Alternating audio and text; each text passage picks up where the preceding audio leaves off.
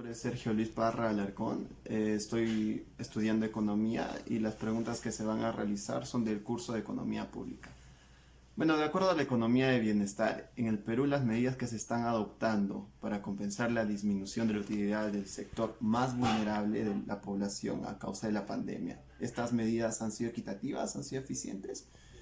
Bueno, se tiene en cuenta que según la opinión del economista Hugo Muñoz, el 47% de la población económicamente activa siguió trabajando después de la pandemia. Si bien se sabe que el cese de las actividades se destinaron no a todo el sector, se mantuvo el sector salud, se mantuvo el sector de lo que es alimentos, entonces es por ende que él dio esta cifra, ¿no?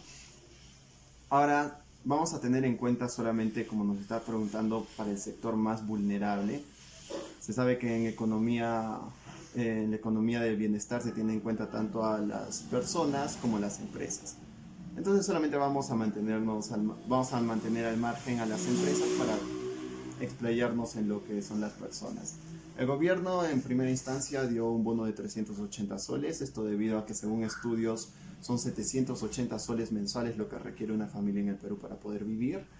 Y como se dio este bono fue quincenalmente. Este bono principalmente solamente se dio para no disminuir la utilidad que presentaban las personas con mayor riesgo, ¿no? El sector más vulnerable. Pero esto no fue para nada equitativo, dado que debido a la asimetría de información no llegó a las personas que debería de haber llegado realmente. Y tampoco fue eficiente debido a que la utilidad marginal que hubiesen percibido las personas en extrema pobreza hubiese sido mucho mayor. Esto quiere decir que el bono, el dinero, no se destinó específicamente a las personas que realmente las necesitaban. Bueno, la segunda pregunta es, defina mediante ejemplos dónde se podría encontrar el excedente del consumidor en la coyuntura de la pandemia, ¿no? Yo he citado que este excedente del consumidor se puede encontrar específicamente o de una manera muy representativa en lo que son los fármacos, en medicamentos. Ahora, ¿cuál ha sido el problema? Que en el Perú los precios no son fijados por la autoridad como... Bueno, en el artículo 234 del Código Penal, que sanciona a todo productor, fabricante o comerciante que ponga en venta productos considerados oficialmente de primera necesidad o a precios superiores de los fijados por la autoridad. Bueno, en el caso de los medicamentos, los precios, o sea, los precios de los productos, de los medicamentos, no están fijados, solamente ponen como referencia, pero no están fijados. Esto quiere decir que los precios actúan de acuerdo a la oferta y a la demanda. Entonces, no se puede hablar de un acaparamiento para que después en forma posterior se eleven los precios o que se esté especulando. Tampoco se puede sancionar la especulación. Entonces, en el caso de la medicina, de los medicamentos en el Perú, se ha visto que las personas están dispuestas a pagar mucho más de lo que es el mercado en el mercado competitivo, ¿no?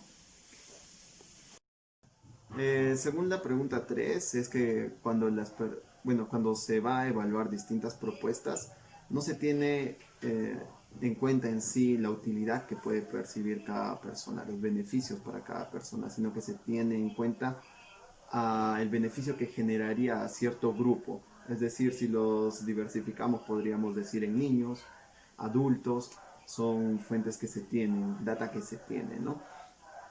Pero el término importante es que se sostiene que para conseguir una mayor igualdad hay que renunciar a cierta eficiencia. Eso es muy cierto. El dinero que dispone el gobierno y que ha destinado para los sectores más pobres de la población, del 100% ha llegado solamente, se podría decir en estimaciones un 75%, esto que se debe a la corrupción que existe. Entonces, ¿sí se está mejorando la igualdad? Sí, personalmente en un 75% de lo que debería haber sido un 100%, pero debido a la corrupción se está perdiendo, hay una existencia de pérdida de eficiencia, ¿no? Entonces, también se evalúa, como bien dice acá, no se evalúa la utilidad de cada persona, sería muy costoso y se incurriría en que las personas no mostrarían en realidad sus preferencias, ¿no? Entonces solamente se tiene en cuenta a las personas como grupos, ¿no? Podríamos decir en Junín, los ancianos de 65 a tantas personas. Entonces es así como se maneja esta cifra. 4 nos pide analizar las medidas de reactivación económica a través de los 3 enfoques para tomar decisiones sociales cuando no hay una mejora en el sentido de Pareto. Específicamente, yo voy a hablar sobre el tema Reactiva Perú. Como saben, ya está destinado para micro y pequeñas empresas, que se les iba a dar un financiamiento para no cortar con la cadena de pagos.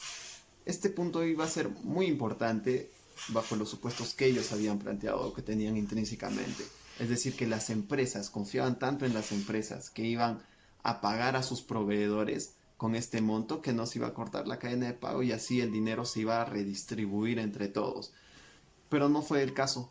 Iba a pasar exactamente lo que bueno, va a pasar o está pasando exactamente lo que pasó en su momento con el tema de la financiación a lo que es la agricultura. Simplemente se les daba el dinero, pero no se tenía en cuenta un seguimiento para lo que estaban realizando o en qué se estaba destinando el dinero. Mi consejo sería que sí se tenga en cuenta esto, que no solamente se suelte el dinero, sino que también haya una persona que esté al tanto de en qué se está invirtiendo el dinero, si está pagando a alguna persona, para tener en cuenta que no se está cortando en sí el cronograma de pagos, ¿no? Sino que se está realizando algo bueno con el dinero que se les está dando a estas empresas.